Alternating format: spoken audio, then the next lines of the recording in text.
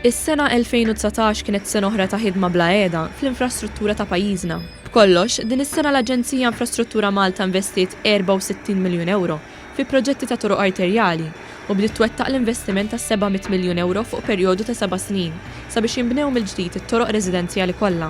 Fost il-proġetti kbar li saru tul din is-sena kien hemm il-ftuħ tal-ewwel 3 flyovers tal-akbar proġett infrastrutturali li qatt sar f'pajjiżna. Jiġifieri, dak tal-Marsa Junction bil-proġett mistennijiet l-estat tul is-sena l-ġdida. Tul l-2019 ix-xogħol fuq dan il-proġett ma ssitx li ta' kuljum se jkun ititejjeb il-ħajja għal madwar 100,000 persuna ħass spinta kbira sabiex sal-aħħar tneħħew darba l dejjem it-traffic lights tal-Marsa. Tul din is-sena tlestew ukoll ix-xogħlijiet fi triq Buqana. Din l-arterja prinċipali twessat b'korsija waħda sabiex il-persuni li jkunu qed jivvjaġġaw lejn it-tramuntana tal-pajjiż ikunu jistgħu jagħmlu dan bl-aktar mod effiċjenti u sigur. Triq oħra li nbniet mill-ġdid u kienet ilha 20 ta' snin abbandonata hija dik magħrufa bħala taċ-Ċawsli. Din it-triq li minħazza bart waslek lejn iż-żejtun inqalet mill-qiegħ sabiex issa qed tinkludi wkoll passaġġ segregat għal mixi u korsijat ċiklisti. Din is-sena Infrastruttura Malta ħadmet ukoll sabiex inbena mill-ġdid il-pont ta' triq reġjonali. U issa din l-arterja prinċipali twessat b'żewġ korsiji oħra sabiex il-moviment ta' traffiku minn din iż-żona li taqqat in-nofsinhar ma' tramuntana tal-pajjiż ġie ffaċilitat. It-triq magħrufa bħala tal-Balal inbniet mill-ġdid sabiex issa twesset b'żewġ korsiji u għall-ewwel darba inbniet ukoll bankina. Sar ukoll xogħol kbir fi triq Ħalluqa sabiex issa din it-triq li mill-ajruport twaslek lejn Ħallqormi ġiet wiesa 4 korsiji, 2 fuq kull direzzjoni ta' traffiku. Is-sigurtà fit-toroq għaċ-ċiklisti u nies li jimxu wkoll kienet ta' prijorità l-infrastruttura Malta.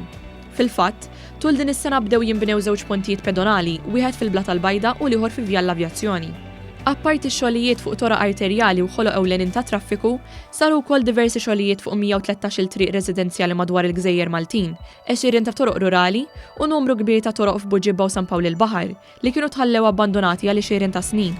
L-infrastruttura marittima wkoll kienet fil-mira tal-Aġenzija Infrastruttura Malta fejn tul din is-sena beda l-bini tal-breakwater f'Marsa Xlok, titjib fil-Menqa u l-Port tal-Imġar u nbnew mill-ġdid 10 skali tas-sajjieda f'Marsa Xlok. Tul l-2019 tlesta wkoll ix-xogħol fi ġnien l-Arusa tal-Mosta sabiex dan il-ġnien issa seta' jerġa' jibda jservi bħala post sigur għar-rekreazzjoni.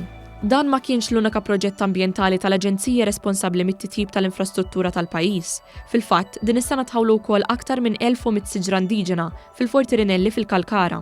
Dawn is-siġar jagħmlu parti minn proġett aktar wiesa ta' din l-Aġenzija, fejn matul l-2019 se tkun żeret 6700 siġra indiġena f'diversi lokalitajiet madwar Malta.